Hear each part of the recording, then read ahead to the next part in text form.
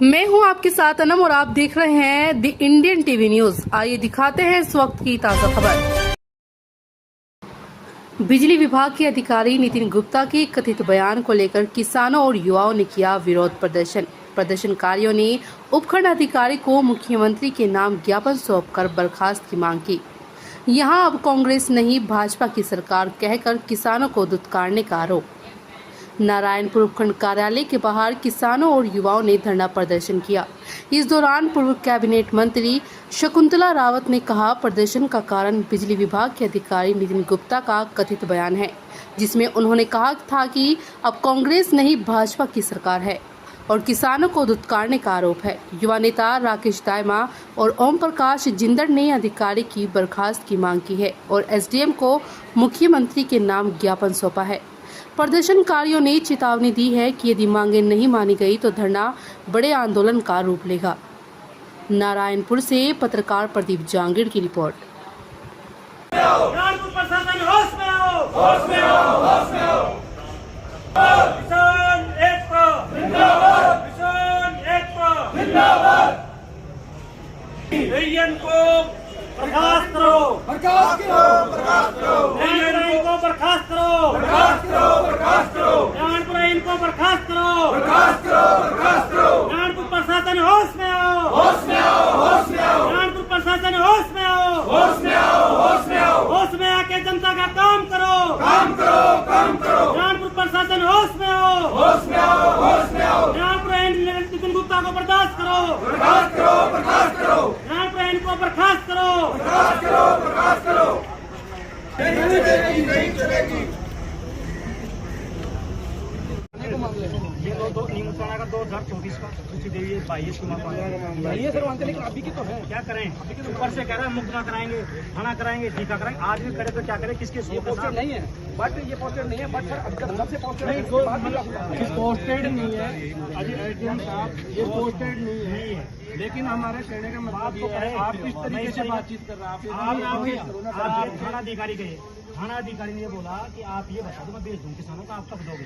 Sir मुझे तो नहीं पता सर, आपके क्या करें। आदमी आ जाए ऐसे किसी कम से कम मैंने कही मुकैन साहब, ये आदमी आए, कम से कम आप इनके सामने फोन करके पूछो किसी कब आएगी। बैग उठा के चला गया, बताओ क्या करें आदमी।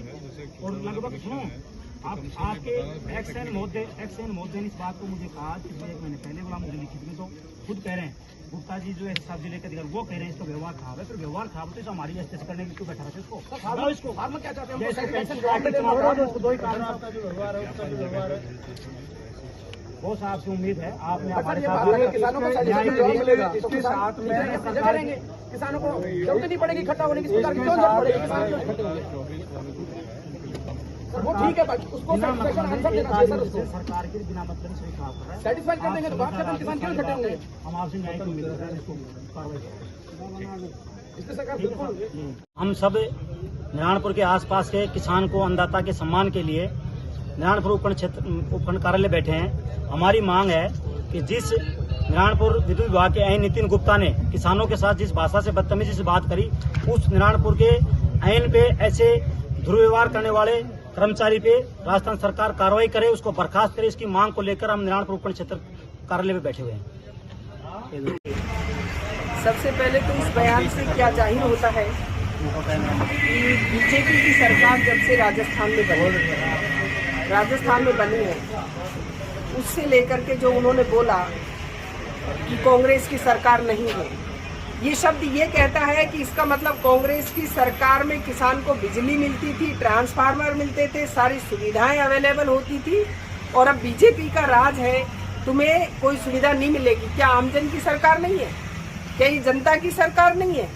ये बड़ी शर्म की बात है कि एक अधिकारी पद पर रहते हुए इस तरीके से बोलना कि अब कांग्रेस की सरकार नहीं है। तो मैं मानती हूँ कि आम जन के खिलाफ की सरकार है बीजेपी की, नाम के लिए डबल इंजन है। लेकिन मुझे लगता है कि आप सोचिए कि एक आम किसान को क्या कह रहे हैं, जो कि अन्नदाता है, उसके लिए आप ये कह रहे हो कि कांग्रेस की सरकार नहीं है। कांग्रेस की सरकार तो है ही आम जनता की और किसानों की सरकार है। लेकिन हमारी सबकी मांग है, हमारी यूथ कांग्रेस ने सुबह देशराज जी, राकेश जी और हमारे जो अध्यक्ष हैं यूथ के प्रदेश अध्यक्ष हैं, वो सब आए थे यहाँ पर हमारे ये सॉरी प्रदेश अध्यक्ष नहीं, जिला अध्यक्ष आए थे जिंदड़ जी, उन्होंने भी वो भी यहाँ पर आ गए।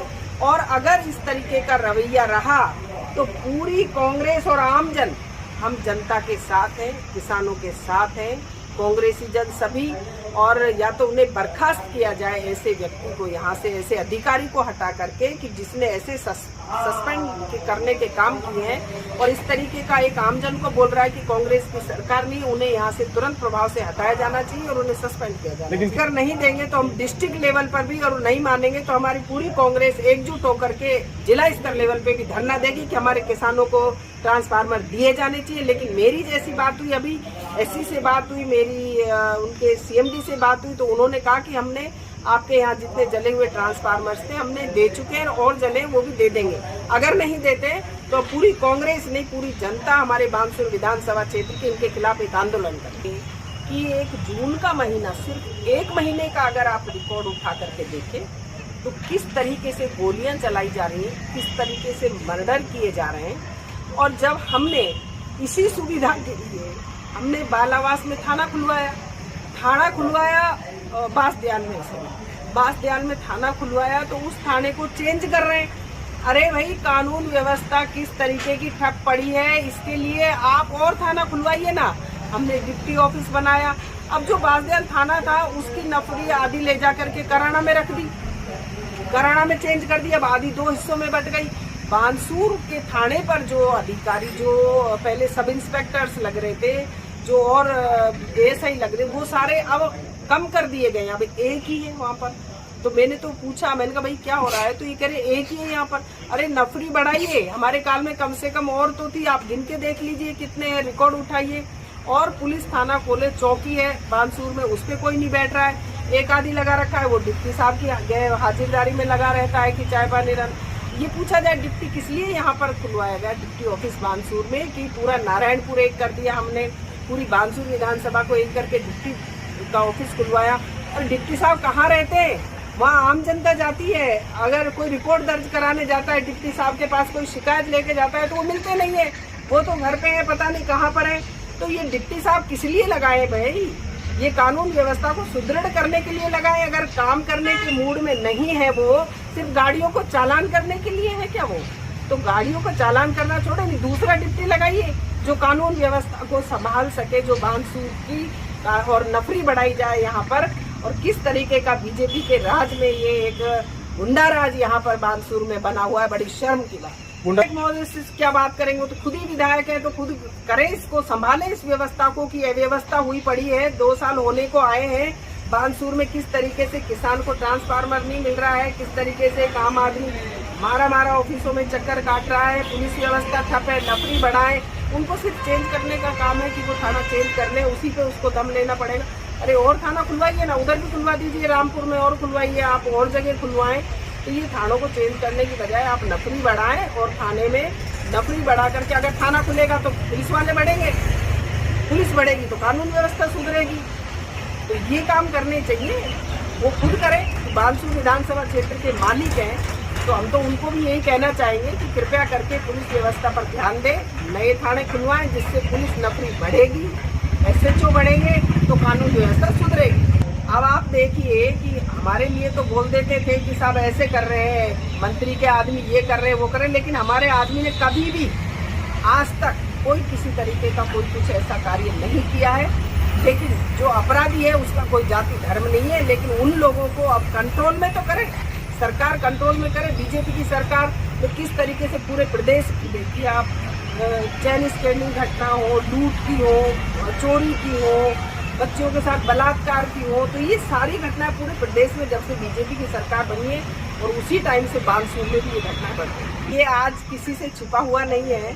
अगर आप रिकॉर्ड उठाकर देखेंगे कि विधानसभा के अंदर हमारे बानसूर के विधायक महोदय ने कौन सी मांग उठाई और कौन सी मांग मान ली गई सदन के अंदर, ये बता दें आप लोगों को। वो भाई मैंने ये मांग उठाई और ये हो गई है। जांच के अलावा मेरे हिसाब से कोई क्वेश्चन लगाया होगा तो मुझे जानकारी नहीं है कि कौन सा काम हुआ है।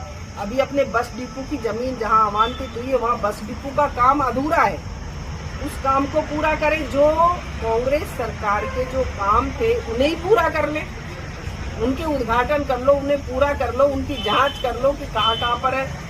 नारायणपुर के अंदर तहसील बनाया, एसडीएम ऑफिस अपन ने बनाया, यहाँ पर बालिका कॉलेज हमने खोला है, स्कूल क्रमोन्नत हमने किए, सड़कें नारायणपुर में, पूरे नारायणपुर में सड़कों का जाल हमने बिछाया है, और अंबेडकर छात्रावास करोड़ों का पहली बार नारायणपुर में बना। नारायणपुर क्या था, एक छोटी सी पंचायत थी, सारे आदमी बेचारे थानागाजी जाते थे, तो नारायणपुर को एक एसडीएम काम किया जो कांग्रेस की सरकार ने किया और शकुंतला रावत ने किया।